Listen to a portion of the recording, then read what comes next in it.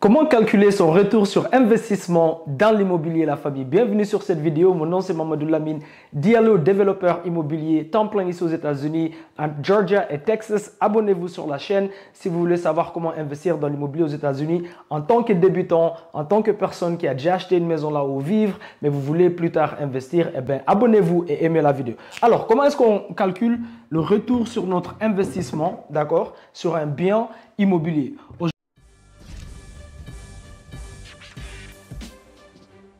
Alors, comment est-ce qu'on calcule le retour sur notre investissement, d'accord, sur un bien immobilier? Aujourd'hui, d'accord, ici, qu'on va appeler un projet de rénovation, d'accord, un projet de rénovation. Donc, vous allez, réno pour rénovation, vous allez prendre une maison lapidée, la mettre sur le marché, d'accord, la rénover d'abord, la mettre sur le marché et la revendre pour un profit. Alors, en règle générale, quand on achète un bien immobilier, même si on passe par la banque, pour ceux qui ne connaissent pas le marché américain, ici aux États-Unis, puisque les banques, le système bancaire est très simple et si vous structurez votre documentation, que ce soit avec votre crédit personnel ou bien votre crédit de le crédit de votre LLC, donc votre compagnie ou bien de votre C-Corp, j'ai fait une vidéo à part pour expliquer cela et vous savez, si vous avez besoin d'aide sur ça, d'accord, mettez un commentaire en dessous et ma compagnie et moi, on sera content de vous consulter, vous aider comment, d'accord, créer votre crédit, réparer, augmenter votre credit score ou bien créer votre entreprise de la bonne manière pour que vous puissiez aller à la banque et que vous finance tous vos projets. C'est de la documentation ici aux États-Unis, d'accord? C'est là le secret.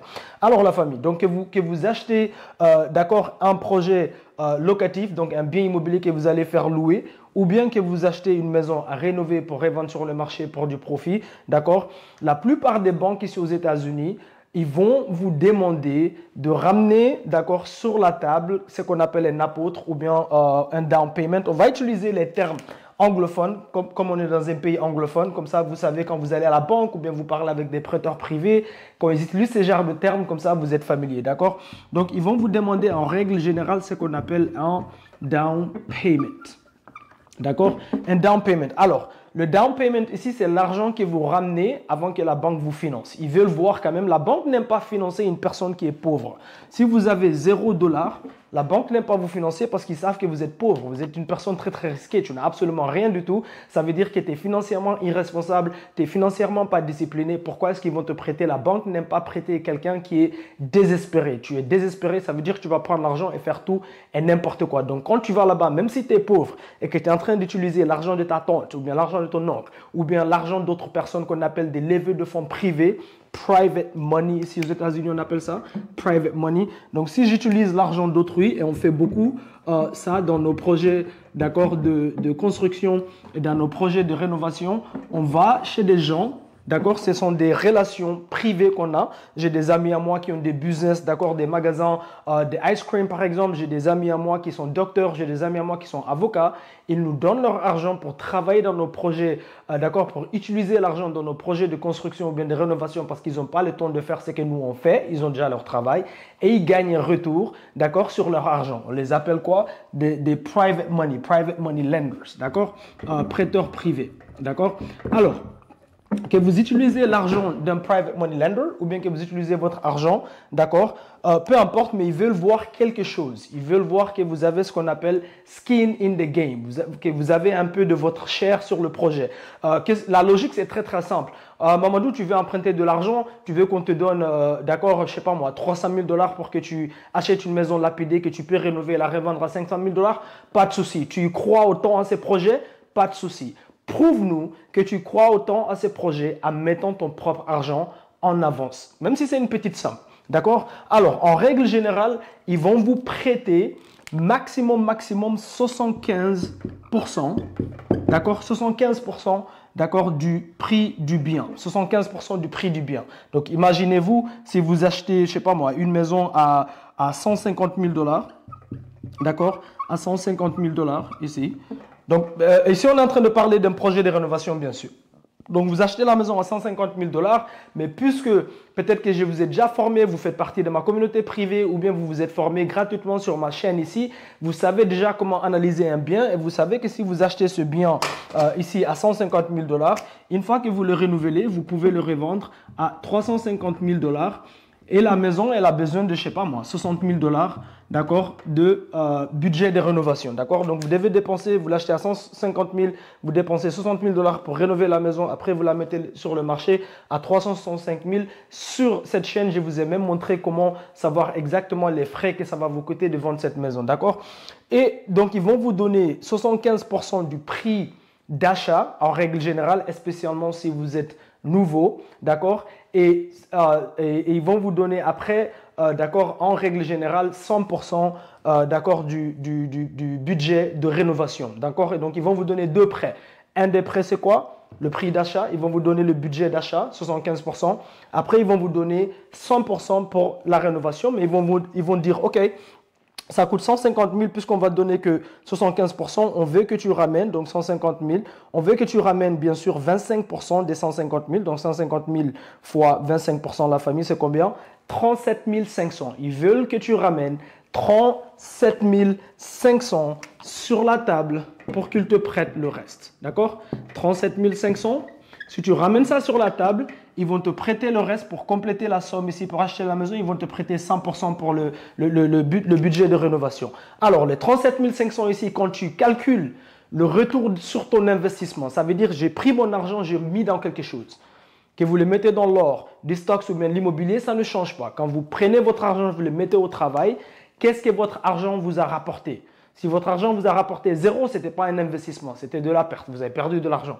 Donc, le retour sur votre investissement, c'est quoi le pourcentage? Imaginez-vous, vous ramenez les 37 500 et un projet de rénovation, en règle générale, ça prend 6 mois, la rénovation et la vente inclus. Donc, votre argent, les 37 500, parce que l'argent de la banque, ce n'était pas votre argent à vous, l'argent que vous ramenez ici a travaillé pendant 6 mois, combien l'argent vous a ramené. Et on va voir exactement comment calculer cela. Donc ici, on va juste dire, juste pour l'exemple, on va dire que vous avez ramené votre propre argent. Donc l'argent ici, c'est peut-être de l'argent que vous avez économisé en travaillant ou autre, peu importe. Donc ici, vous renouvelez cette maison ici. D'accord? Vous faites tout bien, vous engagez la main-d'œuvre d'une bonne manière. Vous savez, vous avez déjà appris peut-être sur ma chaîne ou bien dans ma communauté privée comment mettre les bons contrats sur place. Comme ça, vous ne perdez pas votre argent avec ce qu'on appelle ici aux États-Unis un general contractor. D'accord? Les gens qui gèrent la main-d'œuvre ici, qui font la main-d'œuvre que vous allez engager, ça s'appelle un general contractor. Et c'est ici que la plupart des gens perdent l'argent parce qu'ils ne savent pas comment travailler avec un general contractor. C'est comme que vous soyez en Guinée, au Cameroun, Nigeria, Dubaï, peu importe. Les premiers voleurs dans l'immobilier qui vont disparaître avec votre argent si vous ne savez pas ce que vous faites, c'est la main-d'œuvre, les maçons. En Guinée, on les appelle les maçons. Ici aux États-Unis, d'accord, c'est une personne qui a une licence qu'on appelle un general contractor et il y a des personnes qui travaillent en dessous de lui, mais c'est eux qui gèrent. Donc, si vous travaillez avec cette personne, si vous ne savez pas comment mettre les bons contrats en place, si vous ne savez pas, d'accord, comment être sûr que c'est quelqu'un de crédible, si vous ne savez pas comment les payer, pas leur donner tout l'argent, si vous ne savez pas comment vérifier d'accord, et gérer un projet de rénovation, vous êtes garanti 99,9% de chances que vous allez perdre votre argent et vous faites arnaquer. Et j'en connais plein, des dizaines et des dizaines de cas, même avec les propriétaires avec qui on achète des maisons. Parfois, on achète des maisons avec des propriétaires qui sont bloqués, d'accord, sur un projet de rénovation. Ils ont déjà perdu l'argent, le general contractor a complètement disparu et ils ne savent pas comment terminer le projet parce que c'était débutant. Si tu es débutant, si une fenêtre coûte 100 $, si le general contractor il vient et te dit que ça coûte 250 $, comment est-ce que tu sais? Tu ne sais pas, tu es débutant. Donc, en règle générale, je conseille de faire des projets de rénovation avec une personne qui a déjà l'expérience, d'accord. Si vous êtes partie de mes élèves privés, d'accord, eh bien, c'est nous-mêmes qui vous tenons la main pour faire des projets de rénovation ou bien des projets de construction. Vous ne les faites pas tout seul, on vous prête même la crédibilité de notre compagnie, d'accord, pour faire ceci parce que parfois, d'accord, les prêteurs pour ces dettes-là veulent voir une expérience. Ils veulent savoir que tu as déjà géré un projet de rénovation avant qu'ils prennent des centaines de dollars pour mettre dans ta main pour aller faire un projet. D'accord, la famille? Alors, les 37 000 ici, imaginez-vous, d'accord, vous dépensez cela, c'est ça que vous ramenez sur la table et tout se passe bien. Je ne vais pas expliquer tout le mécanisme ici pour prêter l'argent, tout ça. Ça, c'est des autres vidéos que vous pouvez voir sur ma chaîne ici. Ils vous prêtent le reste, vous achetez la maison, vous faites la rénovation et à la fin, ici aux États-Unis, en règle générale, si vous faites des projets de rénovation, si vous êtes actif et vous le faites, je ne sais pas moi, plus de 3 à 4 projets, d'accord, par an, vous êtes considéré ce qu'on appelle un fix and flipper. Un fix and flipper, c'est juste une personne, d'accord? Fix and flipper. C'est juste une personne qui prend des maisons, qui les renouvelle et qui les revend. Donc, vous prenez et vous rénovez, vous faites ce qu'on appelle flip it, d'accord? Donc, vous vendez très, très vite. Donc, c'est ça qu'on appelle ici aux États-Unis. En règle générale, ici aux États-Unis, ce genre d'investisseurs, et j'en ai fait beaucoup de ça. Maintenant, ma compagnie et moi, on veut faire que des projets de nouvelles constructions juste parce que les marges de profit sont beaucoup plus grandes. Mais c'est avec ceci que j'ai commencé. Eh bien, en règle générale, on veut gagner une histoire de 10 à 12%. D'accord, à 12% du prix de vente. Ça veut dire si je vends cette maison ici à 350 000 $, je vais gagner 12% net, 10 à 12% net du prix de vente. Peu importe le prix auquel je vends, peu importe le marché là où vous trouvez, en règle générale, les gens qui font ce travail temps plein, qui sont des fix and flippers, donc ils veulent gagner, d'accord, 10 à 12% net de profit sur une seule maison. Donc ici, 350 000 fois 12%, on va dire. Donc je vais gagner 42 000 net. Je vais gagner 42 000 net après avoir récupéré toutes mes dépenses. Quelles sont les dépenses ici? Bien sûr, la dette que j'ai prise à la banque. La dette que j'ai prise, ça c'est la première des choses qui va être payée à la banque avec l'intérêt. Donc, bien sûr, si la banque vous prête de l'argent, ce n'est pas gratuit, vous devez leur payer leur principal et leur intérêt. Donc ici, vous allez rembourser à la banque leur dette. Comme j'ai dit, ils vous ont prêté 75% d'accord, du prix d'achat. Et puis, ils vous ont prêté quoi? 100%, d'accord? Si vous le faites bien, si vous créez votre compagnie bien, vous êtes partenaire avec quelqu'un qui a déjà l'expérience, vous prête la crédibilité. Ils vous prêtent 100% d'accord, de la rénovation. Donc tout ça doit retourner à la banque avec l'intérêt de l'argent inclus, d'accord? Après ça, vous avez ce qu'on appelle ici aux États-Unis les frais de clôture qu'on appelle closing cost. Closing cost, c'est ce qui vous coûte pour vendre la maison. Que ce soit une maison là où vous vivez ou un projet de rénovation, quand vous vendez une maison aux États-Unis, en règle générale, vous payez une histoire de 8% de frais sur le prix de vente juste pour vendre la maison. Ces frais-là couvrent les agents commerciaux, donc l'agent commercial qui vous aide, vous, à vendre la maison, puisqu'ils ont la licence pour prendre la maison et la mettre sur le site où tout le monde peut voir que la maison est en ligne et en vente, d'accord, c'est tout ce qu'ils font.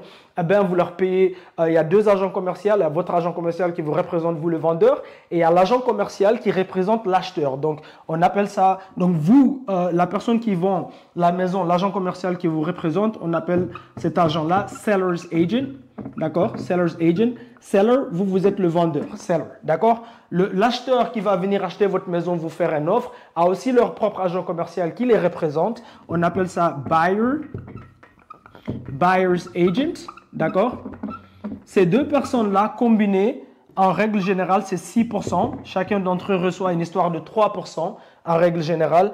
Et après, vous avez aux États-Unis, vous devez passer par des avocats ou bien ce qu'on appelle des title companies pour clôturer sur un bien immobilier. Eux, ici, vous allez payer une histoire de 2% de frais. Donc, ce sont les avocats qui font toutes les documentations légaux entre vous et l'acheteur, d'accord, fait la recherche du titre et prend le titre de la maison et le transfère, d'accord, chez le nouveau acheteur de la maison. Et aussi, paye tout le monde. C'est les avocats ou bien les title company. Donc, il y a une personne au milieu qui paye tout le monde. C'est eux qui reçoivent l'argent et après, ils distribuent l'argent dépendant là où l'argent doit aller. Ils payent tout le monde directement sur leur compte. D'accord? Ça passe par des avocats. Eux, ils chargent 2%. Donc, 8%. Donc, vous devez aussi déduire les 8% des frais. Et après ça, vous devez déduire aussi, bien sûr, l'argent que vous ramenez sur la table ici, les 37 500. Et après, maintenant, vous avez ce qu'on appelle votre profit net. Votre profit net maintenant, c'est là où vous voulez gagner le 12%. Et comme on a dit ici, d'accord, les 12% sur cet exemple ici, c'est une histoire de quoi? On a dit 42 000, d'accord, 42 000 $ net. Imaginez-vous si vous gagnez 42 000 $ net alors que vous, personnellement, vous avez ramené que 37 500 $ sur la table. Comment est-ce que vous calculez le retour sur votre argent pour les 6 mois? Donc, je prends l'argent que moi, j'ai ramené, d'accord, de ma poche, les 37 500 que j'ai ramené, et je prends mon profit ici. Donc, comment est-ce que je vais calculer les retours sur mon argent après avoir déduit tous les frais? Je vais prendre, d'accord, les 42 000 nets que j'ai gagnés et je vais les diviser par la somme que j'ai ramenée sur la table qui est 37 500 et ça va vous donner 112%. Donc ici, sur la somme investie ici, on a gagné 112% qu'on appelle ici aux États-Unis. Donc on appelle ça en anglais, donc cash, d'accord, cash on, cash return. D'accord, la famille? Donc, c'est le retour sur mon investissement.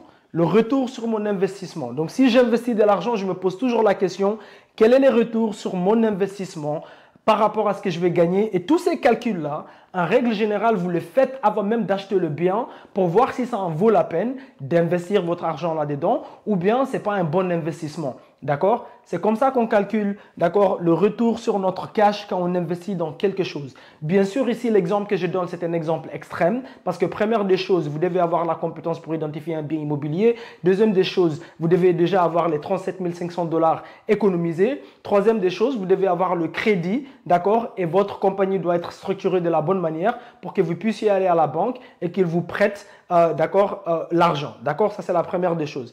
Donc si vous ne pouvez pas d'accord, vous qualifiez déjà pour cela, eh bien devinez quoi. Donc je donne un exemple extrême pour que l'information rentre dans le cerveau. Donc ça varie de situation en situation. Maintenant, imaginez-vous si ces 37 500 ici, vous les aviez empruntés chez votre oncle, votre tante, vous avez fait ce qu'on appelle un levée de fonds privé, vous avez emprunté cet argent, peut-être chez moi, je vous ai prêté l'argent parce que j'ai non seulement confiance en vous, mais je sais que vous avez l'expérience et que mon argent est protégé sur un bien physique. Si vous ne me payez pas, comme la banque, je peux saisir la maison, d'accord, et la revendre sur le marché de toute façon. Eh bien là, à ce moment-là, votre retour à vous, je parle de à vous, est complètement infini. Pourquoi c'est infini? Parce que vous avez 0 $ de votre argent dans l'investissement. J'ai fait plein de maisons comme ça. Ce n'est pas vraiment une stratégie que je conseille trop parce que maintenant, avec l'expérience que j'ai, je comprends l'importance de, si tu vraiment suis toi l'investisseur, moi par exemple, si ma compagnie et moi-même, on croit tant à ce projet, qu'on mette au moins 10% de la somme investie, d'accord, avant de lever des fonds d'autrui pour mettre dedans. Si nous-mêmes, on ne prend pas le risque, on ne devrait pas prendre le risque avec l'argent d'autrui. C'est maintenant comme ça que je fonctionne maintenant. Mais il y a plein de gens qui font des deals où ils ramènent 0% de leur argent, d'accord? Et ici, par exemple, si j'avais pris cet argent de Yogi, par exemple, un ami indien à moi qui a les business de ice cream, eh bien, je vais lui donner une histoire de 10 à 12% de retour sur son argent pour les 6 mois, d'accord? Donc, je vais déduire tout ça ici sur les frais, ici, et après le reste, d'accord? Le reste qui va me rester sur les 42 000 ici. Donc, si j'avais emprunté ça, ça allait me faire, disons, 37 500 fois 10% du retour que je lui donne. Donc, je lui donne 3 750 net retour plus son argent, d'accord? Donc, 37 500. Donc, il va récupérer 41 250. Donc, 41 250 que lui, il va récupérer. Donc, et après moi, j'ai gagné donc 41 250. 41 250. Et après ça, moi, le net que je reçois dans ma poche, d'accord, même si c'est une histoire, disons, de 30 000 par exemple. Tout à l'heure, on a dit 42 000. Disons qu'après tous mes frais plus, d'accord, parce que normalement, sur les 42 000, là, tout ce que je dois déduire à ce moment-là, d'accord, tout ce que je dois déduire, c'est l'intérêt, d'accord, le retour que je donne à Yogi, qui est 3 750. Donc, c'est pas plus, c'est moins. Donc, c'est 42 000 moins 3 750. Donc, je vais gagner 38 250. 38 250 dans ma poche et j'ai investi 0 de mon propre argent. Donc, ces 38 000 $ là, c'est des retours infinis. Pourquoi? Parce que je n'ai pas mis un seul rond moi-même de mon propre argent. D'accord, la famille? Donc, c'est la même chose, d'accord, sur un bien locatif. Le bien locatif, c'est pareil, d'accord, mais je vais faire une autre vidéo pour vous montrer cela. Donc, mettez un commentaire en dessous si vous voulez voir l'exemple avec le bien locatif de comment calculer les retours sur votre investissement quand vous investissez dans l'immobilier. Aimez la vidéo, la famille, et jusqu'à la prochaine vidéo. Gardez la mentalité boom, soyez braves, soyez obsédés par vos rêves et vos objectifs, la famille. Soyez optimistes, d'accord, ne pensez pas négatif. Les pensées négatives, c'est ça qui vous empêche de réussir dans la vie. Et d'accord, dernièrement, gardez une mentalité abondante. Dieu n'est pas un handicapé financier. Il y en a assez pour tout le monde. Il y a assez pour tout le monde, d'accord? Et n'oubliez pas, comme je dis toujours, le savoir n'est pas un pouvoir. Seul le savoir appliqué est un pouvoir. Vous pouvez apprendre tout ça comme vous voulez. Si vous ne prenez pas l'information, vous allez vérifier en ligne que c'est réel, la famille, et vous l'appliquez, d'accord? Vous prenez de l'action. Ça ne sert absolument à rien de tout. Je ne suis pas là pour vous divertir ou bien pour vous motiver, d'accord? Prenez de l'action. Boum, boum, boum.